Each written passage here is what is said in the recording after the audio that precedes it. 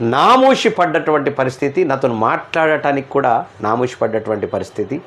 నేను ఫోన్ చేస్తే నేను బిజీ ఉన్నాను కట్ చేసినటువంటి సందర్భాలు.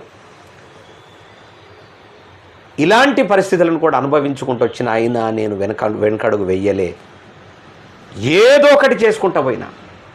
యుద్ధంలో గెలవాలంటే ఏదో ఒకటి చేసుకుంటూ పోవాలా. ఏదో ఒకటి చేసుకుంటూ పోతేనే చివరకు ఖచ్చితంగా యుద్ధంలో గెలుస్తాం.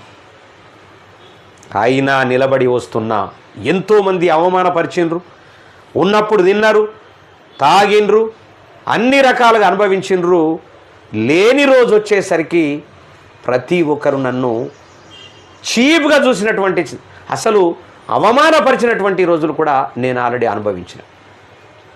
4500 స్కూళ్ళు, కాలేజీలు, రకరకాల స్కూళ్ళల్లో చీఫ్ గెస్ట్గా పోయినటువంటి పరిస్థితుల నుంచి